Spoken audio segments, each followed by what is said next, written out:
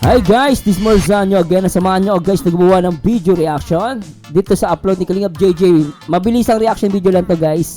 Kalingap Rob nagsalita na sa paghiwalay-walay ng mga supporters ng Kalingap. Paalala lang po. So maganda ito mapanood no at mapakinggan. Shoutout po sa lahat ng mga viewers natin mula Luzon, Visayas at Mindanao. Syempre sa mga kapwa OFW natin. At syempre shoutout din po natin lahat ng mga Kalingap partners and reactors sa panguna ni Kuya Bal Santos Matuwang, Ate Edna at syempre ang nag-iisang direktor na nagpapaviral, Kalingap Rob.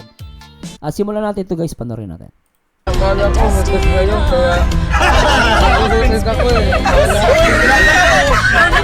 Kailangan anak pa pala na pumapasok lang kapag may Chris.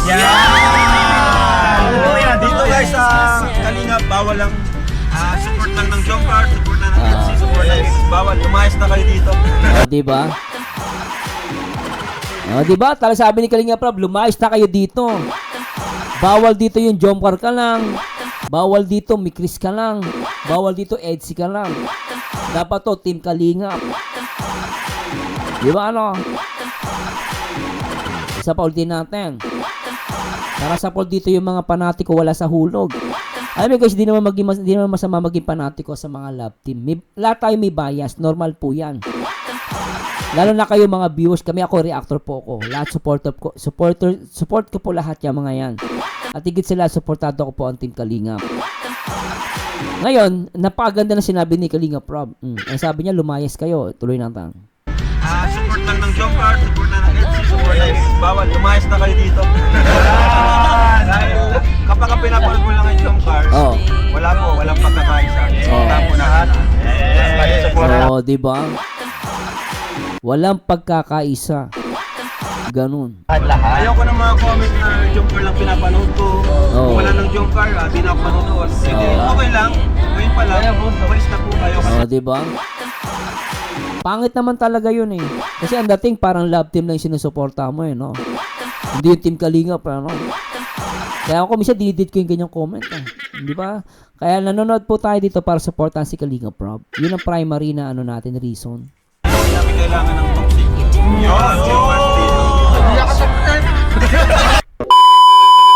Di ba? So, simple lang yon yung sinabi ni Kalingap Rob. Pero ako guys, ito mabilis ang ano to. Pero pakinggan mo natin si JJ. So, ay po ba Kalingap, di ba napanood po natin ang sinabi po ni Kalingap Rob? Kung saan dapat suportahan daw po lahat. Kung ganun nga daw po, kung may in-upload po tapos wala po dun yung sinusuportahan nyo, ay hindi ko na papanoorin. Pag walang EDC na upload, hindi ako manonood ng Kalingap. Dapat po hindi. Alam mo, may ganyan kasi talaga eh.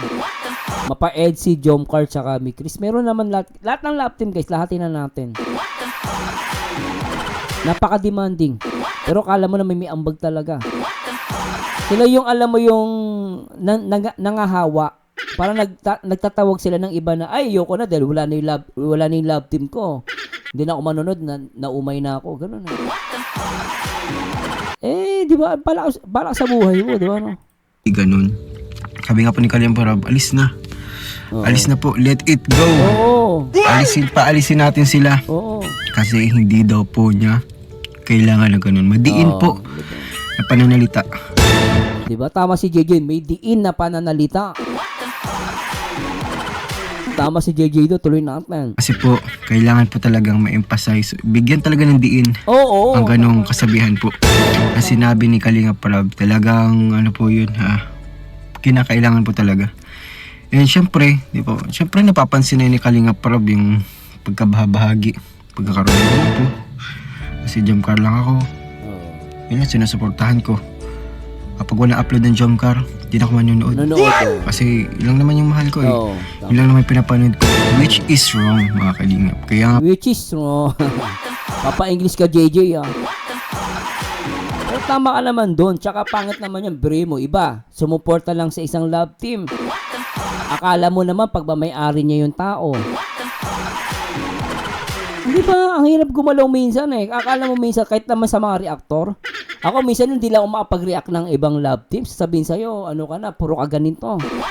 Akala mo, sila yung nagbabayad ng ng kuryente ko, tsaka ng oras ko. Eh si YouTube na lang nagbabayad sa akin. Kung makapagdiman, akala mo lang pagmamayari nila ako. Mga toxic nga. Subukan nyo kayo gumawa ng video reaction para maintindihan nyo ha. Lahat i-react nyo ha. Kaya nga di ba, dito totoo lang guys, mahirap po mag-react ng iba't ibang love team. Kaya mapapansin yung iba nakapokus na sa Jomcar, nakapokus na sa Edsy, nakapokus na sa Mikris kasi minsan hirap sila na pagsabayin. Kasi pag pinagsabay mo, nag-aaway-away. Pero sa live ko, pag nag-react ko lang, nag-aaway-away. Kaya yung mga karamihan toxic eh. Pero meron naman mababait, mas marami pa rin mababait. Yung iba nga lang nangahawa, di ba no? Po One Kalinga Prab family, nasa loob tayo ng tahanan, may pagkakaisa, kapayapaan, pagmamahal. Tama. Siyempre po, kung meron pong ganun, Oh. tsak, fulfill ang pinaka meaning po talaga ng One Kalinga Prab family. Yan. Tama So ayun po, ano po ba mga kalingap ang insights nyo or comments nyo regarding that? Insight ko, syempre, agree ako kay Kalinga Prab. Kung panonoorin mo lang Jomcar, panonoorin mo lang Edsy, panonoorin mo lang Mikris, tapos kapag may upload si Kalinga Prab, ayaw mong supportahan, edi lumayas ka na. Gusto mo lang pala yung love team mo eh.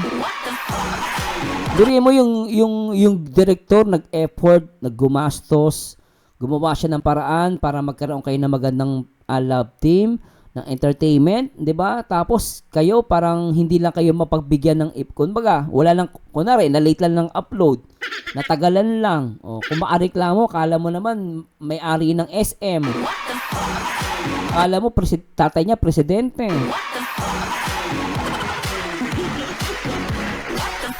Doon ako nabibisit. Na imbis na magbigay ng positibo, encouragement, na pananalita, naghahatak ng negatibo. Sabihin, ay wala naman, wala na yung favorite love team ko, alalayas na ako rito. Pero ba't ka nagko-comment? Alam mo, mabuti sa kapwa na mag-isip na maganda.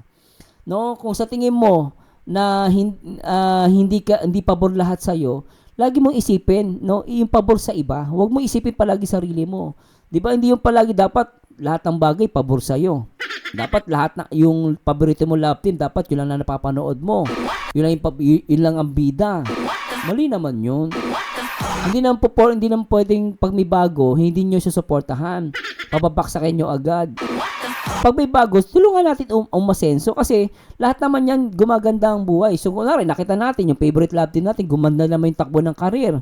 O pagbigyan nyo naman yung mga bagong love team. Hindi yung dudurugin nyo.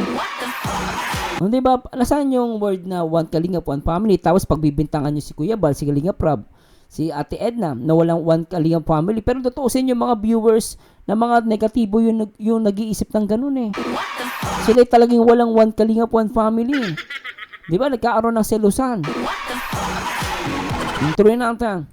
Kasi for sure naman po, para po sa akin wala naman pong mali, di ba? Oo. Sa sinabi ni Kalinga Prab. Wala! Yung sinabi po ni Kalinga Prab ay pawang katotohanan lang. Real talk yun. Para din naman po sa atin yun. Tsaka real talk yun. Ayun, yun ang totoong salita. Di ba, no? Para magkaisa. Oo. Magbigyan ng babala or reminder po sa lahat. Na kailangan talagang sa loob ng isang tahanan. Yun. Para po sa inyo. Tama. Ano po ba ang pinaka-essence ng isang tahanan? Sa loob ng tahanan, syempre, wala nag-aaway.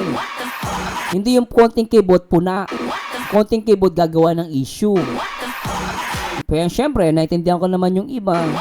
Naghahabol kasi malapit na cut-off ni YouTube. Anong date ngayon? 19. O, ilang araw na lang, cut-off na naman. Napakipit kasi ni YouTube eh. Pag wala kang upload, wala kang kita. Ibababa niya yung algorithm mo. Ganun si YouTube.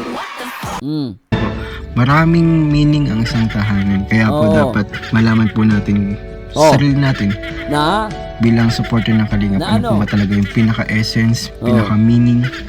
Pinaka-meaning nga is gumawa ng mabuti. Sumuporta. Huwag mang bash. Kalingap. Kasi po doon natin malalaman kung ano po talaga yung role natin. Diba? Tama si JJ. Pero anyway guys, puputulin na natin na. Mabilis ang reaction lang to. Pero kayo tatanungin guys, ano masasabi nyo sa video na to? Basta akin, agree ako sa sinabi ni Kalinga Prab Naniniwala ako doon. Real talk lang yon. Pangit naman talaga na ako sinasabi ko pa ulit. Normal lang po na merong ang favorite love team, merong kang bias. Pero supportahan po natin lahat ng love team. Kung maaari lang po, walang pilitan, suggestion lang to. Baka sabi pinipilit ko. May karapatan po kayo. Pero kung ikaw talaga ay talaga nagmamahal sa Kalingap, lahat susuportahan mo. Lahat gagawin mo. Hindi man sa financial na aspect, yung positibo na pananaw, tulong po yun. Hindi yung magkakalat ka ng parang tae ka dyan na magkakalat ka ng negatibong salita. Ay, ayoko na manood. Wala na yung favorite love team ko. Ayoko na manood kasi ganito, ganyan. Ayoko dyan sa love team na bago na yan. Basta ako yung love team ko laging sikat. Di ba? Ang pangat na ugali. Nandito tayo hindi para magpataasan ng ihi. Nandito tayo para magbigay ng saya at the same time tulungan ang mga programa ni Kalingap Rob. Lalo na yung mga pabahay nila. So yun ang masasabi ko. At maraming salamat. Sana po kung may nasabi ako mali, patawarin nyo ako, i-correct nyo po, pwede naman. Pero huwag kayong mambabash. At syempre, always remember, ang taong bitter ay walang forever. Mag-react kayo sa itsura, mag-komento kayo sa ganda. And to God be the glory, guys. Paalam po.